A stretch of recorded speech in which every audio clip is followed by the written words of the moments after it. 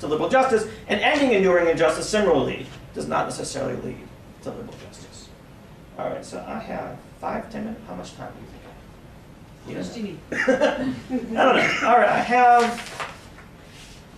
have one more point that goes on for too long. So I'll make this point quickly, as opposed to in too much length. So there's time for questions. And I want to return to political theory, and I want to say something about how we see a political community. And this is something that I'm thinking about a lot right now because I'm reviewing a book on political solidarity.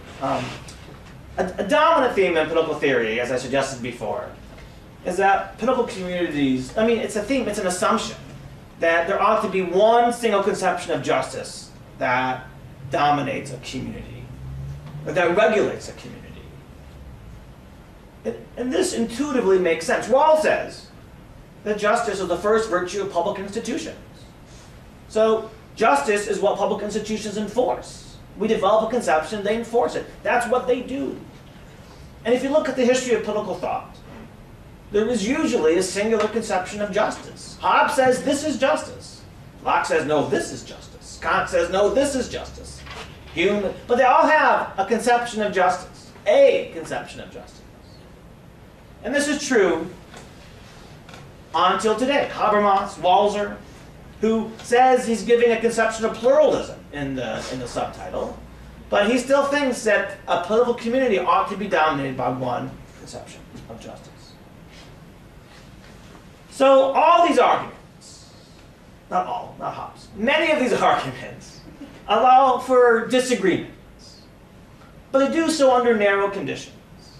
And these theorists all assume that a right answer about justice can be found. But I want to suggest that sharing does not always lead to agreement. What if a connection to land is shared? I don't have to give you many examples about this, but each group wants the land for itself. What if there is a shared history, but not a good shared history, but a bad shared history? Right? Just because you share something doesn't tie you together into a political community with a single conception of justice. Sometimes what is shared, Native Americans and white Americans share a history, right? It's very hard to write a history of Native Americans of the last 300 years without discussing white Americans. But it doesn't necessarily lay the groundwork for justice, but rather to distrust and to anger. And so under these conditions, when the powerful liberal state pushes towards a unitary framework of justice, the victims of the enduring injustice feel more mistrust, more despair, and more anger. So one could argue, as some do, that deliberation across group lines can lead to more trust, and eventually perhaps to a sense of solidarity across communities. This is possible, but I don't think there's any reason to think that it will happen. Sometimes deliberation can lead to convergence, and sometimes, this happens to me when I talk to people who disagree with me politically, what I understand at the end of the conversation is not that we've come to some shared agreement, but that I really understand how much we disagree and how big the gulf is between us. And boy, oh boy, does that strike me as hard to understand, because why can't they see the power of my arguments when it's so obvious that I am right? And I'm baffled by this gap. And I walk away not with a sense of convergence, but rather scratching my head. And also, well, whatever. So what I want to suggest is that sharing something doesn't mean you're part of a community that can lead to a single conception of justice.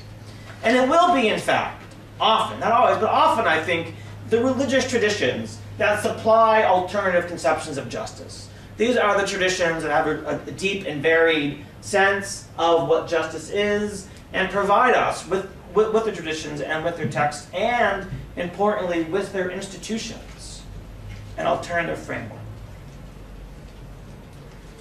So, what we need to do then is move away, perhaps, from the idea of an overlapping consensus that Rawls talks about, and to the idea of an overlapping community where there must be or should be some matters that are meaningfully shared. But alongside these shared things, it also might be that we have spaces that are not shared.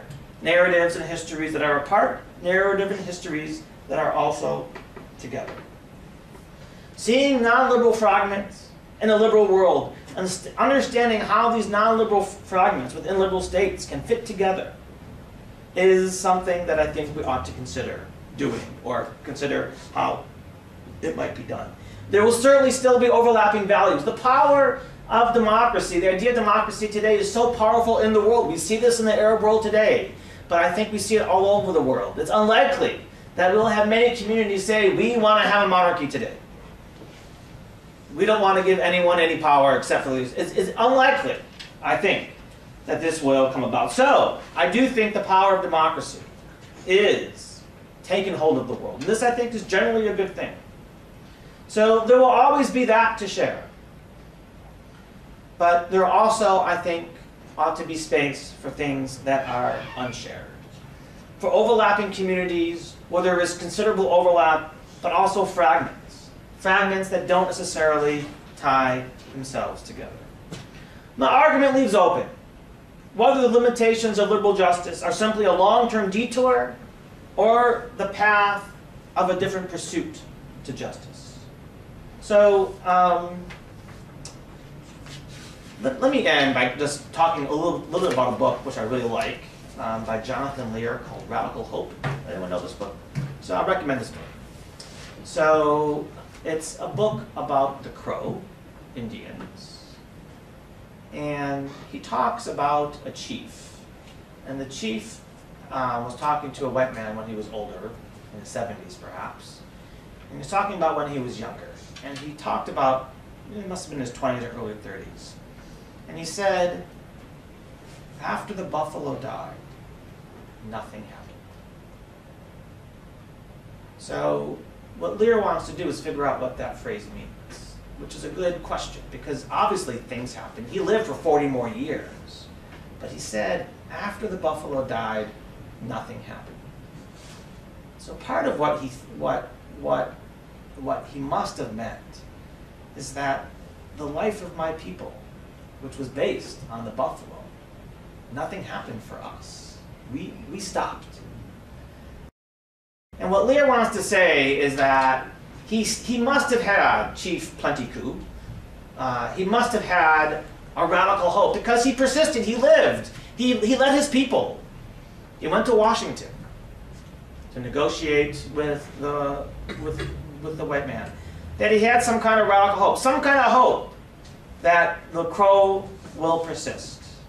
And it also may be that there are people in the world who have some kind of hope that they will form a conception of the good that is enveloped in a new conception of justice that moves beyond liberalism and moves beyond democracy, perhaps, or particularly moves beyond liberalism. And I myself am not very good at articulating what that might look like or seeing what that might look like. But I want to say that we ought to allow the possibility that liberals should not be so sure that we have it all right.